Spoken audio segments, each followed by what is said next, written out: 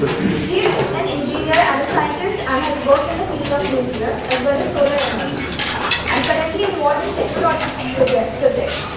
He is also the technical director at Pyrophone Systems, a center for fuel generation, and is working on converting waste plastic into fuel. Now I would like to welcome Mr. Ashok Sharma with a big applause, with a big round of applause to share his knowledge and answers.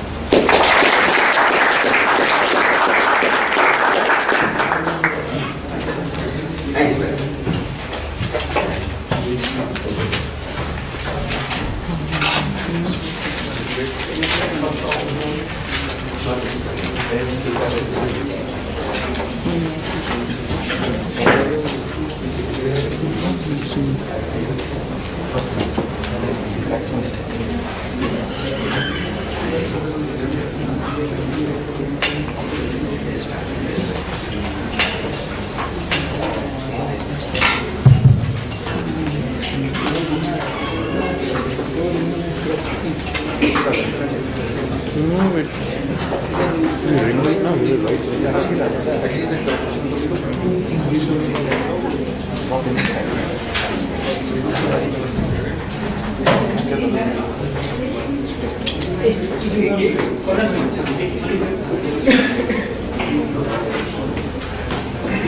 Good morning to all. Nice to see you. Thanks for being done. Happy to see you. Before I look at the topic, I'd like to share some thought process with you, which is the guideline for us to work in life. And the thought process is, there are too many ways that we're able to solve one single problem. We would make a focus where we can be efficient energy-wise. It should be self-sustainable commercially. The process should be always commercially viable. And it should not affect the environment adversely, or it should minimize the rules and these are the guiding factors for us to do any research on any new subject. First most important aspect of doing the work is to define the problem for ourselves, not to the client, not for the client. When we go to define the problem, it is very innocent, it's very easy to say something in words. But when you want to work on that, when you want to think of that, you find the definition will be improper, very insufficient, and the solution will not be good. If you don't want to really. So the next effort is to define it precisely. There is nobody else. We are talking about this. We ask the question and we find the answers. And I want all of you to do that in your life. That's the reason I'm talking about the process. My learning of life says that if you talk to yourself, you're always honest. You cannot hide. You cannot make a presentation to sell yourself. Whom to sell? You're selling to yourself. So there's no need for that. The moment this constraint is removed, the job becomes a lot simpler and a lot easier. And one part of the brain stops interfering with the work, which otherwise was very ambitiously trying to sell, trying to say I can do everything, which is not possible, which doesn't happen in real life. So the focus is to talk to yourself very honestly, very precisely, and redefine your object. When you do that, you reach a next level of definition, next depth level. That is not enough. The experience says it's not enough to solve the problem precisely. After that, there is no need to get disordered. Come back to the table again, just have a break and come back to the table and ask more questions about what is allowed, what is not, what are the problems, what happens if there is a question. And when you do that exercise, you have list of questions coming to you. Sit back again to the other side of the chair and start answering one by one. Don't leave any question unanswered. When you've done that, conclude at a new definition of the problem. The whole exercise is aimed at concluding. You must not leave it just by thinking that I've done the job. No, that's not enough. The best thing is, we sit down as if I have to give it to somebody else as my report, so I must do conclusions. So when I conclude, I get a different language different level of depth of definition of my problem. And that's when I understand the problem is very different than when I started. I was at a very different level. Now, again, it is subject to scrutiny, self-scrutiny. If there is anything I can ask more about it. Suppose I am going to a client. Suppose I am going to a consultant. This is the problem you have to solve. Is there anything that you can ask me as a question? And if you can still ask me a question, I have not done enough. I should prepare the definition to such a level that questions cannot be asked. If nobody is able to ask sensible questions, meaningful question, that means my definition is complete. That is the objective. This cannot be compromised. Anytime somebody wants to compromise on that and is in a hurry to reach somewhere, I'll say he will not succeed. He will succeed partly. So this is our guiding factor. We have worked whole of our life with this force. It's internal. There is no external force. Nobody is demanding it from us. But it simplifies the job so much. It develops instant trust with the client. When we talk to the client, he doesn't doubt our intelligence, he doesn't doubt our words, he doesn't question us to prove our point. This, some of you will be in market as marketing people. If you follow this, I can tell you, you will not have to visit the client twice to sell a product, to market the product. One visit, it will work. But the homework should be of this quality. In India, my experience is one thing which is severely missing as a society in India is the focus to reach the desired objective. It's very poor, divergent, distracted. It's not precise. This is how we as a society are different from the West. The Western society does much better than us on many fronts, simply because their focus is very precise. We need to change that. You are the people who can do it. My generation is gone. I cannot make a change there. Even if I want to talk to them, it's too late. This is the right group of people, and I very precisely, very effectively want to communicate this message to you.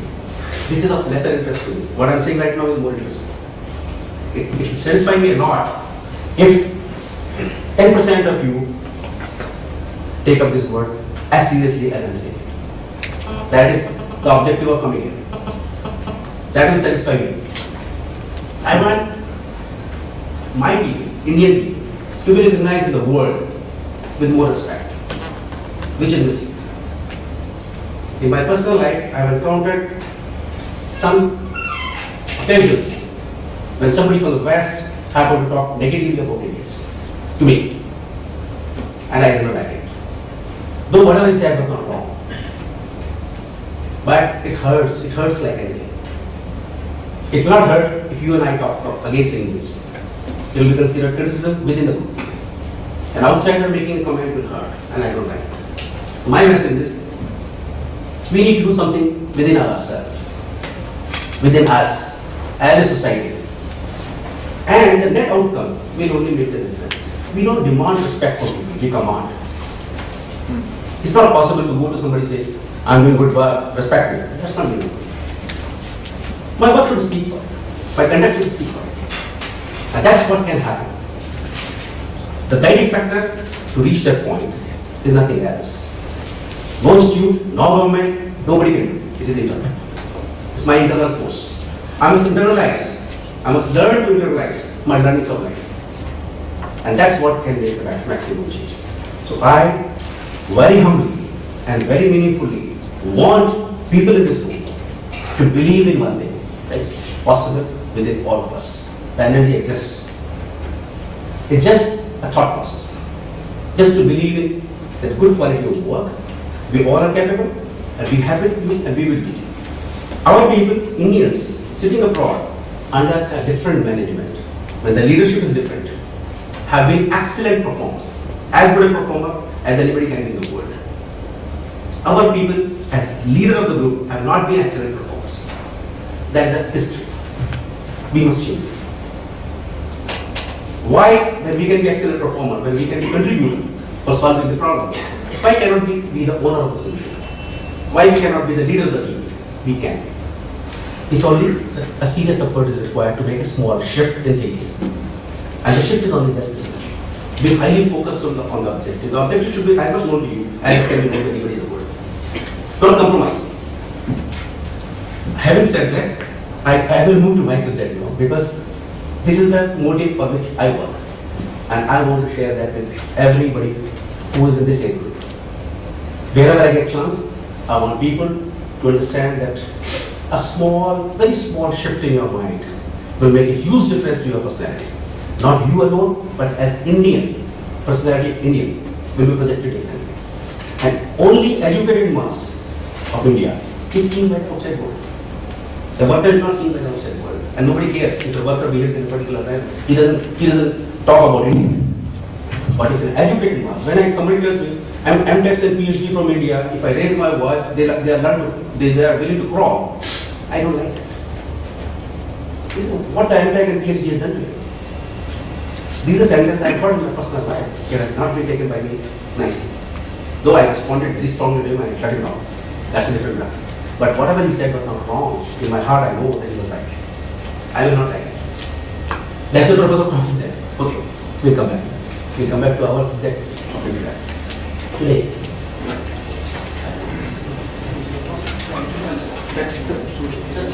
Yeah, so. Okay.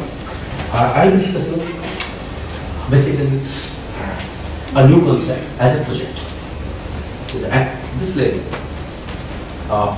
even though whatever presentation is there can be used directly to implement the project. But my focus will not be to sell project to you. My focus will be to discuss how the project is done, how the thought process works, and how something can be done. This is a serious problem. That's the reason we have done it, because it has a commercial sustainability. It has a commercial value. But more than that, it is an environmental subject. Our environment is going worse day by day. The cause for that is not one single cause, it's a plethora of causes. The biggest cause is industrialization. The way Western world contributed for industrialization. The real answer is, if I look back and analyze, the real answer is industrialization actually was synonymous. The concept of industrialization was synonymous with exploitation of resources and not optimum utilization of resources. The real difference was the theory in the West was developing technology by exploiting the available resources with total disregard to what goes to the environment. They damaged the environment. They not only made money out of it, they sold the technology to the whole world. They repeated it a number of times. The whole world became familiar with how to exploit and how to damage the environment. As a result, the environment has been damaged massively. Today, at very high speed, we are reaching a point from where recovery may be very tough. And I subscribe to a thought process. I have personally my own thought, which says development should be always sustainable. And to me, sustainable development means I utilize some resources to satisfy my need of my generation, but leave them in sufficient shape that future generation needs also can be satisfied. If I don't take care of the second part of it, and I'm too selfish, and I'm no different than from the people who are contributing for industrialization in the world. Today, the most developed part of the world says, you control the environment, I can't. The cost is so high, I can't. They refuse to contribute to improve the environment, and they want the developing world to contribute. They say, I'll give you better technology. You pay me price. You make better. I can't. My factories will run the way they are. They'll keep quality. But it is economic. It is a commercial thing. Okay? They are not seeing beyond commerce. The answer does not like that. Answer is comprehensive view of the problem. That is the answer. Environment should be at the core of any development as plan. If that is not the case, we are doing less than half the job. Or we are being too selfish. We are not caring for future generation. We are not willing to leave anything for children of the future, which is not the right thought process. Okay. Having said that, we focus on one aspect in one company. We have different companies. Each company, they are non-competing companies. Each company focuses on one kind of technological solutions to problems, and it doesn't compete with other companies. In this particular setup where I am involved, we decided to do research to handle a very narrow window of the problem. Because we didn't want to maximize the size of the problem, we want to minimize the size of the problem so that it's handleable. So we focused on industrial plastic waste. There are all kind of waste, all kind of huge amount of waste is generated. In India, the municipal waste itself is maybe 1.25 lakh tons per day. Per day. That is municipal solid waste. About 10% of that is plastic. That means more than 10,000 tons a day generation of plastic waste takes place. And it is not degraded. It lives for thousands of years. It causes organic problems. You will see that. We'll come to that. So our focus was, a technology should be developed. We should not bother to copy technology, or we should not buy technology from the West to solve this problem. Their perspective will not be what our objective is. It will clash with our objective at some point in time. Because our objective, we have defined ourselves by multiple divisions, by the process that I mentioned to you. We have reached a very precise definition of what we want to achieve. Once we have that, then we are capable of finding our own solutions. Let's not look at that. Let's not look at that. Find solutions. So we were keen. Only thing is, since our resources are not very high, we have financial limitation, we have time limitation, so what we did, we never defined the window so small, only industrial plastic waste. I didn't go bigger than that.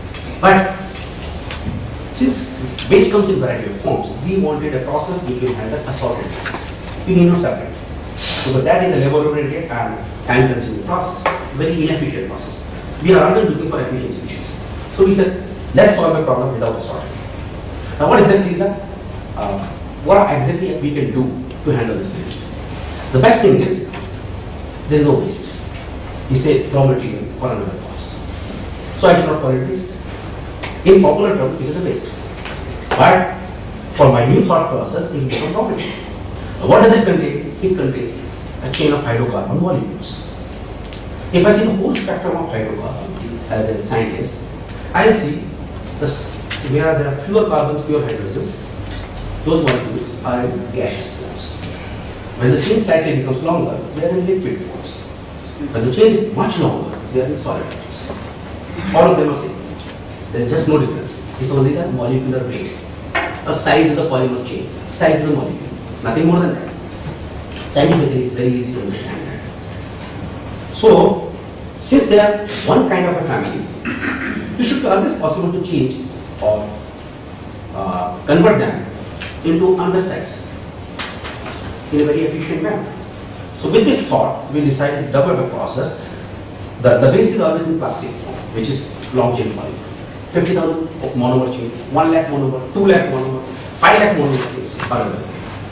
Whereas, if I come down in a smaller size, I will see all the liquids which are fused, diesel, petrol, aviation fuel, kerosene, which are absolutely in high demand.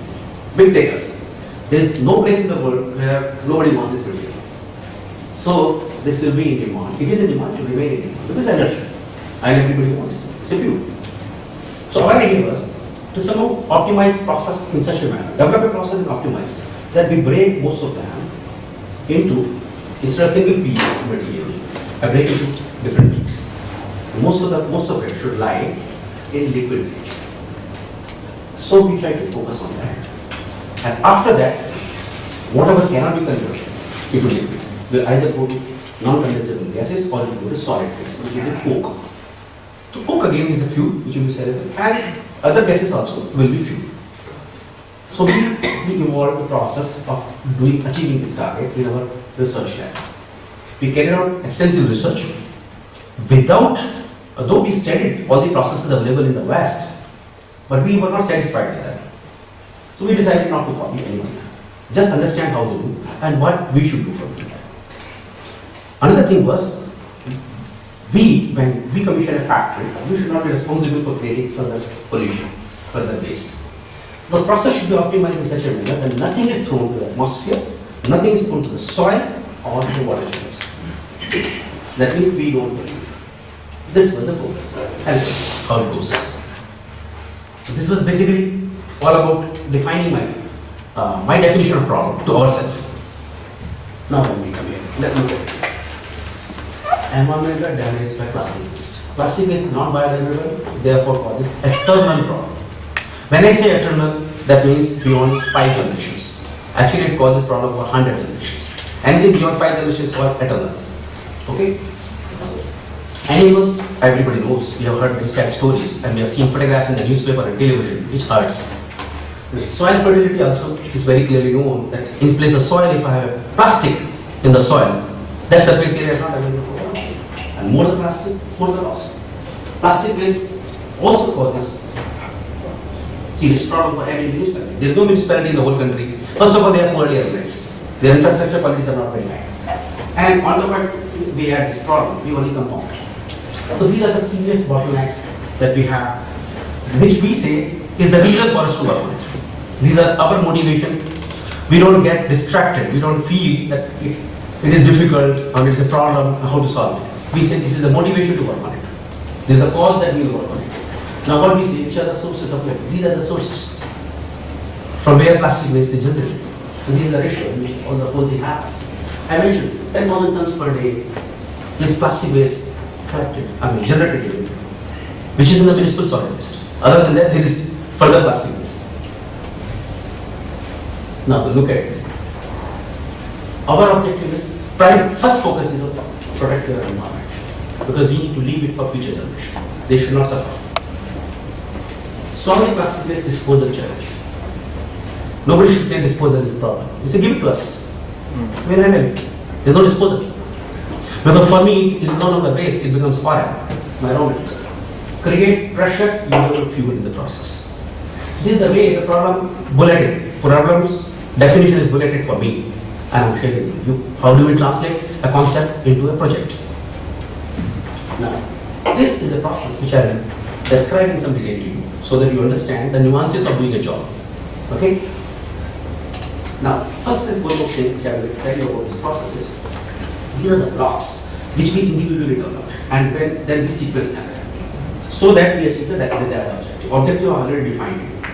Now, doing this job has serious constraints. One of the constraints is risk of accident. You're dealing with petroleum products. They are inflammable. Any accident, any kind of mistake that you make in your operation or in design can result in catastrophic accident. And accident means you don't have any control over the damage. Okay, we don't want that to happen.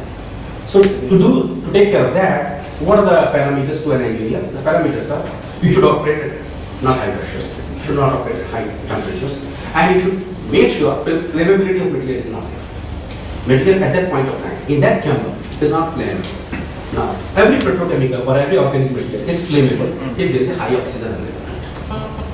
Technical threshold for petrochemical is 6%. If 6% or more oxygen is available, flame can take place, can establish itself. If it is below 6%, flame will not establish itself. So what we do is, we have put high number of oxygen sensors in design and set the point at 4%.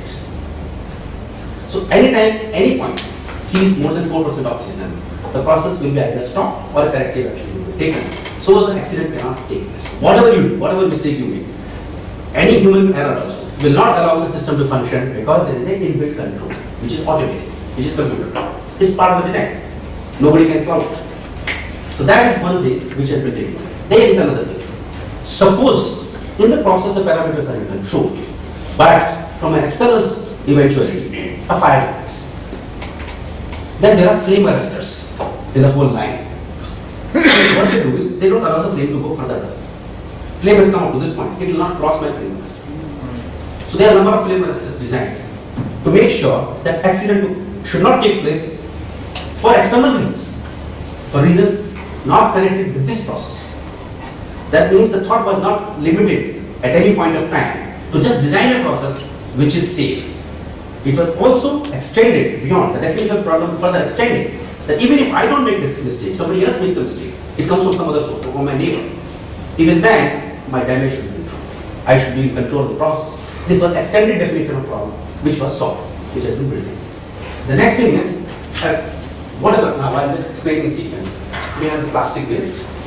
Because it is stored in oven, it can have moisture, it can have dust, which we primarily remove as the man who's collecting. We supply a machine to him, designed by us, owned by him, financed by him. Okay? At his end, the moment he collects, he runs through that, and he removes most of the moisture and dirt. So it becomes only usable material. We need not transport 20%, 30% extra material. Yes, please. So the plastic waste that you're talking about, are you concerned about the type of plastic? For example, now bags come with certain micrometer, which they say is more easily decompressible, and then you have industrial packaging, which is more robust. So does the type of plastic have an effect on your process? Because it's a mix. First of all, my answer is anything which can be called plastic can be used without looking at it. I am not distinguishing. I am I don't follow any procedure in my thought process to distinguish this plastic from that. For me, all are hydrocarbons, long chain polymers, nothing more than that. That means I can handle all of them. My process is trained to handle all of them without distinction. That is first thing. Secondly, for your information, I'll just tell you why 20 micron plastic has come as a law. More easy to shred. No, your information is absolutely wrong. Nowhere near the reality. The reality is we don't have a discipline of disposal in the country. Whatever you dispose, it goes in the environment. They are rag pickers. They find uneconomical to pick up lighter weight plastic because it doesn't fetch. In the whole day, he will collect only 10 rupees worth of plastic. So he will not pick up the lightweight plastic. Less than 20 micron bag, he will not pick up because of his own economy, not because of you or me. There is no technicality picture. There is no technical difference between 5 micron plastic or 20 micron plastic or 100 micron plastic. The thickness variation. You should understand that. There is no technical difficulty. Difficulty is the rag picker is master of his own will. He is not able to fill his belly at the end of the day if he picks up thin plastic. So he leaves it. He picks up which weighs more. Heavier it is, better it is. So what government has done? Government put up a committee. Government does not work in a very comprehensive thought process. It's a very weak thought process. I will say, unfortunately, we do not have good quality leaders. Okay? This is a fact of life. I'm willing to say it to on any platform. Okay? Because of that, what they have done is, they have found out by committee why this drain is choking and why this is taking place. The committee established the rag pickers are refusing to pick up the lighter plastic.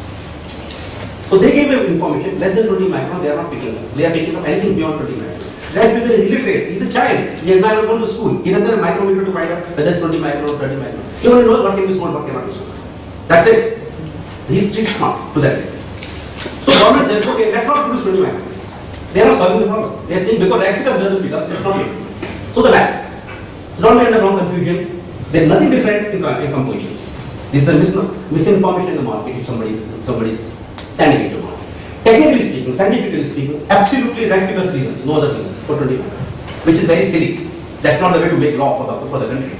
But it is that is the reality of our country. Okay, that's not bother. I say the process has not been designed to handle a plastic. It has been designed to handle anything. It does not distinguish. So there is a serious work at thinking level. That's the reason I am able to decide the answer. Okay? The work says I don't distinguish. For me, all polymers are polymers. So that answers your question. Yes. Now, what I do is, even though most of the heat, most of the moisture and dust has been picked up by him, he doesn't transport me and charges me for that when he delivers. The weight has been removed. Maybe 20%, maybe 5%, maybe 15%. That much I have saved by not paying for nonsense. Plus, it doesn't spoil my premises. When it comes to my premises, it will be spoiling my premises. To avoid that, I'm giving him a machine designed by me, but financed by him, owned by him, so that he takes ownership of it and he does the job. So you bring it bale form. After baling the plastics, he will bring to myself. When he bakes, it contains some amount of moisture, maybe 5%, maybe 3%, maybe 4%. He doesn't have precise control. So what I do, I remove that. Okay, and also I am able to bring temperature from room temperature to say 100 degree temperature, 110 degree temperature. So when it finally goes into my reactor, okay, that time it is at some temperature, so I consume lesser amount of energy to heat it up to desired level. My desired level is between 350 to 450. So since I reduce that loss, so I am able to economize my costs. What I do, I just preheat it, send the whole of material to a chamber where nitrogen burning will take place. It will remove all the oxygen from the system. It will be always below 4%, but in this case it will remove much more than that. It may be less than 1% at this point. And then it is pushed into the reactor. This reactor has, at this point, we add something. This is intellectual property of our company. This is knowledge. Because of that, we are able to do what we are doing. Because of this only, I am able to precisely answer to my problem definition. Otherwise not. And this is very different from any process available in the world. Doesn't matter which country you talk. The composition of this will not match there because we have a problem. We only study that. We learn that. They are not doing what we are doing. We are doing what we want to do. That's the difference. After that, when it is pushed in here, there is a geometry which causes heat wave refraction. Okay? That geometry helped me to optimize cracking at a peak which I have designed. My peak is close to diesel. So my cracking will take place to produce maximum number of molecules in diesel range. Because I want to produce diesel. So could you repeat that again? Could you repeat that again? There is a geometry inside which helps in propagating heat wave reflection theory. When it is reflected, I have a control. By the control, I can shift my operating parameters and match that requirement, which allows the tracking at a particular molecular chain length. Chain was say 2 lakh. It will break at a particular chain length predominantly. I can't precisely do that. Predominantly. So 70% molecules will be cracked at that point. Say. So I'm very successful. So what I have done, practically 70% of the material is converted to heat. That's the minimum. That's the minimum. Okay. So that is the very technical area, which is again an intellectual property. Even if I give you the reactor, give this reactor to any engineer to copy, he will not do what I do. He needs to come to me to ask anything. So that's a technical challenge. It's a difficult thing. But it solves the problem. After this, we run it. There is a hot air jacket outside, the red one, where the hot air that we are producing at 650 degrees centigrade is pushed in, and at 350 outlets. It transfers heat to my system, where the process takes place, and the process completes. When the process is completed, whatever could not be converted to gas and whatever other pollutants were in the system are pushed out as coke. Is one product that we produce. All of the rest is hydrocarbon vapor. Whatever could be vaporized is here. It has mixture of so many molecules, so many constituents. They are pushed through a cyclonic separator because some coal particles, some solid particles will fly down. I have no control of that. We don't want to send those particles into any atmosphere to create a pollution. So we have a cyclonic separator which will trap the solid particles and the gaseous material will go. It's closed loop, nothing is leaking over. 100% material is moving in this direction. Whatever is gone here, that's still not moving here. This air, hot air, which was 350 degrees, I didn't want to send to atmosphere. It's my loss. It's energy. What I did, I mixed it with the fresh air, made it 120 degrees. Pushed it here to preheat. The balance of this air after transferring heat comes out, which I scrub and emit through the chamber. It will carry most of the dirt, most of the moisture that it has. That's the objective. In every aspect, I'm trying to work out mathematically how to optimize, how to maximize my gains. That is the reason I inserted this block. Otherwise, this block was not in picture.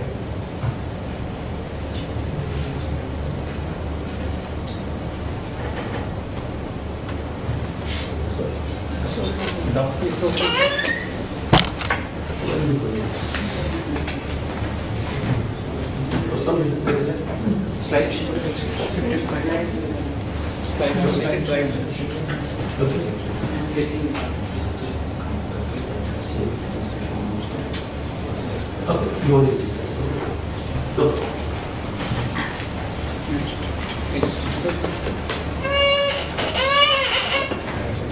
Space. So,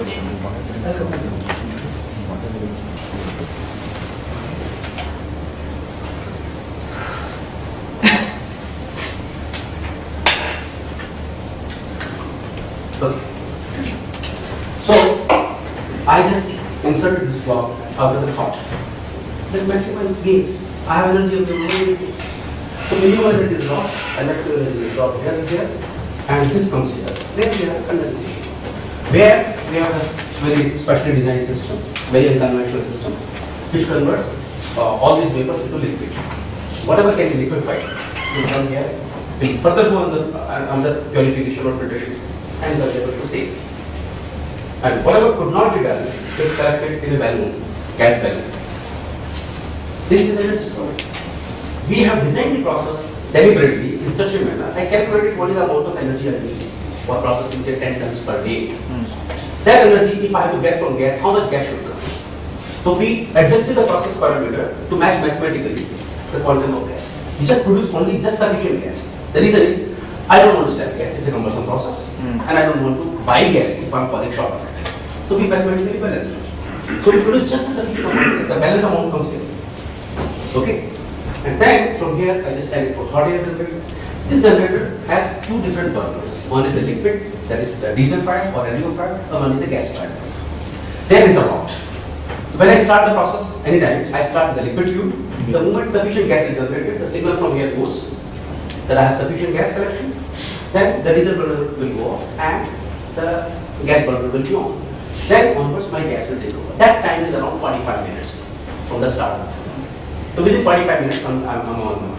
Next time when I want to start, I will use my own liquid, the liquid I am producing. I will not be buying it. Only first time I will be buying some diesel to start the process. After that is self-serving. Now this comes here and the process gets completed.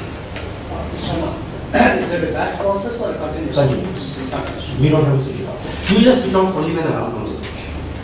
If any process parameter goes out of control or you are short of supply, suppose plastics are not arrived, suppose catalyst is not arrived, there is an interval. The whole thing is totally computer controlled. Absolutely. The man does not play a role in running the system. Even if he wants to, he cannot. It has been locked. The whole process has been deliberately locked to perform a particular delivery of the right? It simplifies my job.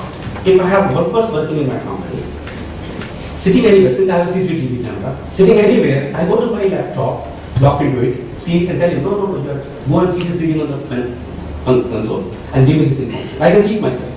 And I can don't do this, but do this. Actually, I am not required to represent the job. So it has been very intelligently planned in very high details, very precise details, to take care of whatever we could imagine. Maybe somebody else can make a further revision and suggest something more. That is our reason. But to this day, it has been done to satisfy each and every parameter that we could define to ourselves. We are satisfied about that. Yes, please. Sir, how you remove halogens? Okay.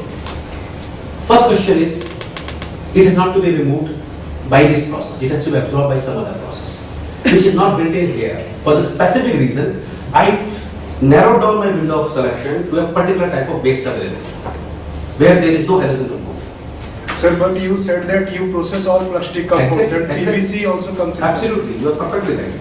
I am saying my process can handle all mix of plastics, but I minimize the size of the problem. I said in the beginning to choose a particular narrow window of the waste availability, and the waste that I am targeting, which is heaps of waste.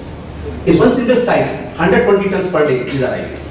Right now, available is lakhs of tons, is in the shape of hail, which has zero halogen. So I have deliberately chosen that to minimize my size. Yes. Now I'll tell you, if I have to design this process for you, for a client, and he doesn't have availability of this waste, I will add a feature where halogen will be trapped, which also is available with me, which I am not describing here. This is that is why I said in the beginning, definition of problem and precise of the problem will give you a right answer to the solution. I deliberately defined a problem to ourselves to focus on a particular availability of waste. But when we did research, we have handled all kinds of problems. We have not handled one. We have done research for every kind of plastic. You give me anything which is polymer will be processed without creating it. It is trapped in the form of another molecule. All the chlorines and all the halogen, they will be trapped in another molecule which will be the solid form, which will be scrubbed. But it's not part of this particular drawing. The drawing I'll show you that that particular feature is totally missing. That is not part of it. It is there. Also, the construction material used is not getting corroded by chlorine or by halogens because they are very costly. So we are avoiding that in this particular plant, so I can minimize the cost of my plant. Otherwise, plant cost goes up. And I don't gain anything if I have to process a waste which does not tell me everything. So that is the smartness of the job is define yourself what I want to do and what I don't do. If you can precisely define, you will be best placed in the market to sell the product. Yes, please. In this case, for example, that means the LDP, HDP is covered, but you have to cover the PET and the polycarbonate? Absolutely. All of it. PET, HDP, LDP, nylon, ABS. ABS also. Name anything.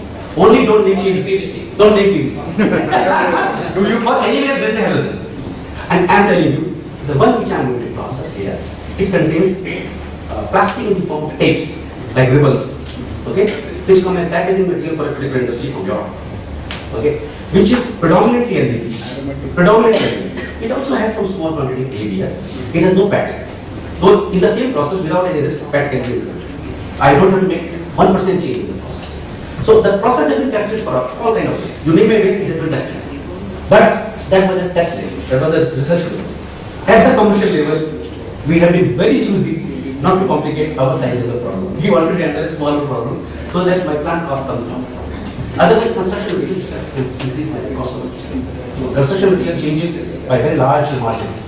This particular reactor cost will go around 2.5 times the moment I want to add chlorine into the system. 2.5 times cost of one compound. I have saved that money. This is smartness. Nothing wrong. What's wrong with that? Because I defined the problem.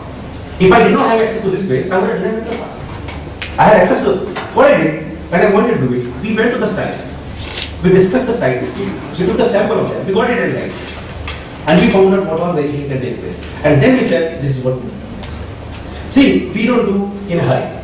Whatever we want to do, we want to go through the process. Then the sequence of operations. I share another aspect with you. I talked to the garbage seller in that area. I got hold of him and asked him, this waste, I'm interested. Can you supply to me? Yes, sir. How? Pay for free.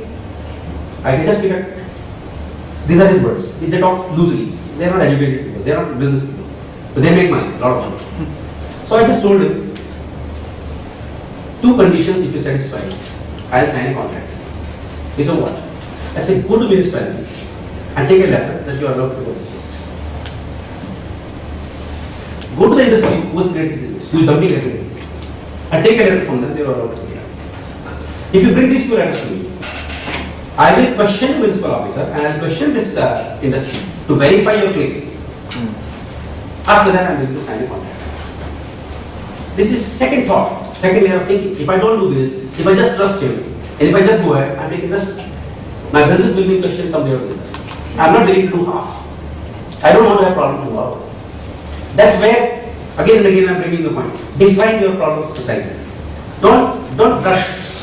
Don't be in a hurry to reach somewhere. You will not reach anywhere. You want to reach where you want to do. The best way is, do not hesitate in revising your problem again and again. This is the message which I am perpetually sending again and again, because you all are about to begin your professional life, and this will help you a lot if you take care. You will be very smart and very successful. You will not face problems when you take care of it. Okay. So this is, in general, what I have shared with you, how a concept is converted to project. The idea of giving this slide to you was precisely telling how to convert a concept into business. Now, in terms of business, this plant, whatever you do, it pays back the whole cost with 30% interest rate in money on market assumptions. I have assumed market figures and done this calculation. My calculation shows 0.93 years. My assumptions are 100% valid. They are too conservative. So they will not be flouted. I will not cross 0.93 years. In my case, I will do in 0.75 years. Payback. What's the cost of the raw material purchased? Okay, I'll share with you. It will depend on that. No, I'll just share with you. This fellow says raw material is free of cost. Logistic cost is the cost and his margin. I said no. Add one more cost. You have to spend some electricity to run a machine which will clean, which will remove some moisture and some dirt. You also have to spend in some machine on operation which will do billing, and then labor, and then rent another place. Add all of it. Add transportation. Add octroi if a nonsense comes into picture. Add those costs. Add your margin. Tell me what you will do. He did all the calculations. It came to 8 rupees a day. At my doorstep. I have signed a contract with him at 8 rupees a kilo for me. The finished product, which will be, I'll give you the figures. I'll go there. Just you see that. So what happens? Sir, I have two questions. First is, what is capacity utilization factor of this plant? And second is, what percentage of the fuel will be using for the processing of this system? The first answer is, theoretical capacity is 100%. When I say 10 tons per day, actually it is for 24 hours operation, but the calculations are made for 20 hours operation. So it will be in practice 100% capacity utilization. Second answer, I don't use any fuel from outside. I use my own gas, my own product. I'll give you the equation. I'll show you the numbers when I go to the next slide. I don't buy any fuel. I just bought fuel once to start the plant. For first 45 minutes, say first 1 hour. Beyond that, I don't need fuel. I just don't want. It has been deliberately done. I have a serious choice. I can produce as much gas as I want. I can produce as small fuel as you want. But this is my profit. I like to maximize this.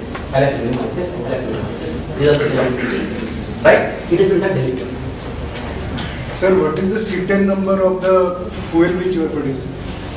Share with you later. Let me complete. Don't bother. I have all the analysis done. The fuels have been analyzed by Indian Institute of Petroleum. They have been analyzed by labs accredited abroad. We have got all the reports which I have shared. No problem. See, without completing theory, without completing research, I will not invest my money into project. So I went through the whole process, don't worry. I'll come here.